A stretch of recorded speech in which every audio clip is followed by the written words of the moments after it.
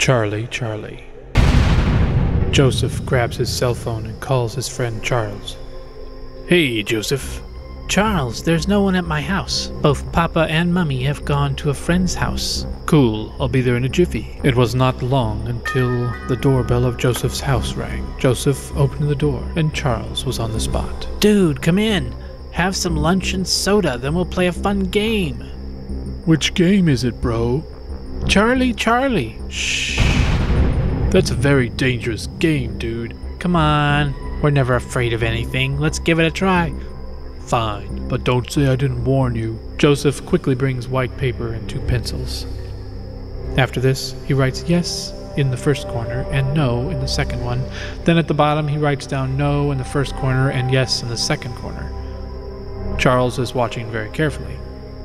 Joseph immediately put 1 pencil horizontal and the second pencil over it in the center. Then he shut off the ceiling fan above.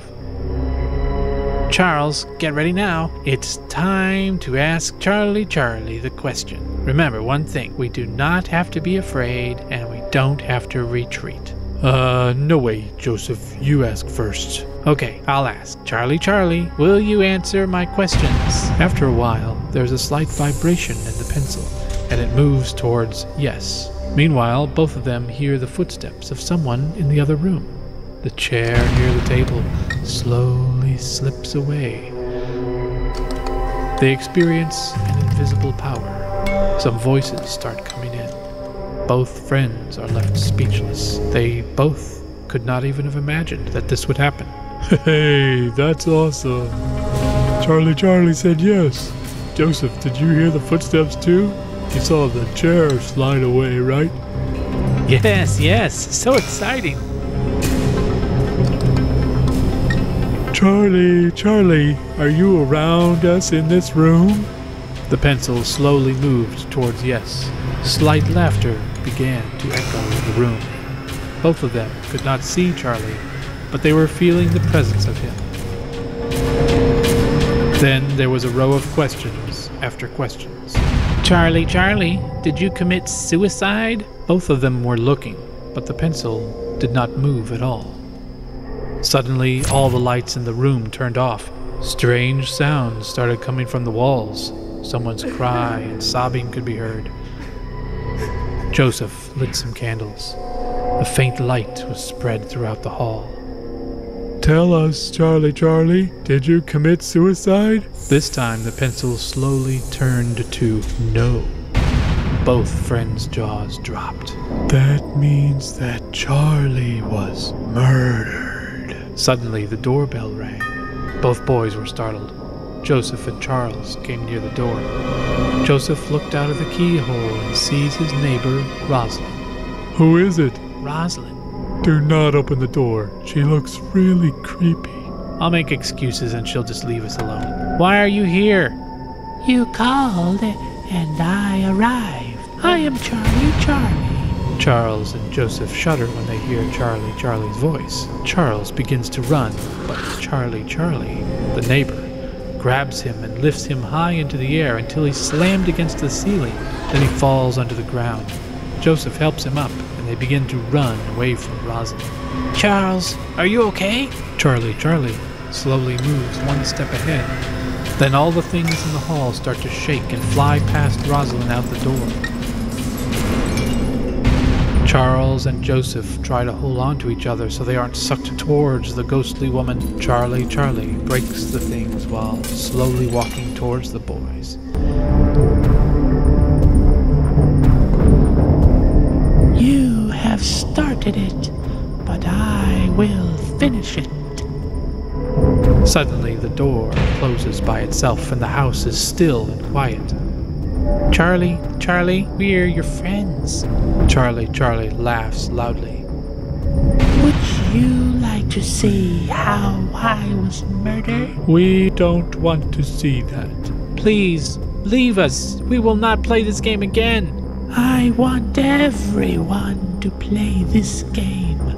I enjoy it a lot. Don't you enjoy it? Yeah, but we gotta get going now. I came here by your wish, but I will go only on my returns. When will you go? After the last level is over. Last level? Want to see? When Charlie picked up the pencil automatically became a big knife. I had a birthday that night. I was waiting for friends to come. They came and they cut me with a knife. I could not even cut the cake. Today I want to cut the cake. Please wait. We'll go get the cake. Come on, Charles. The cake Is already here. Where is it? here. It is. Charlie, please. Please, Charlie. Joseph, I will not cut this cake. You will sing for me. This is the game. No, I can't do this. Think. I'm giving him an easy death. If you refuse, then I will give him a terrible death. Okay. Joseph, please, Joseph.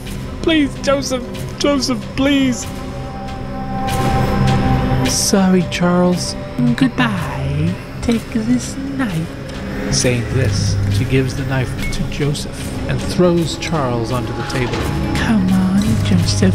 Happy birthday to me. Come on. Happy birthday to you. Happy birthday, dear Charlie. Happy birthday to you. He cuts Charles while singing, and he starts to bleed. Charles agonizes. Charlie grabs Joseph's wrists, and they lift the knife up in the air together as they sing, then plunge it into Charles, who dies instantly. Please leave me now. I obeyed you. Joseph, do you know who murdered me? Who? My closest friends. You turned out to be a traitor like them, Joseph. You killed your friend too. What are you saying?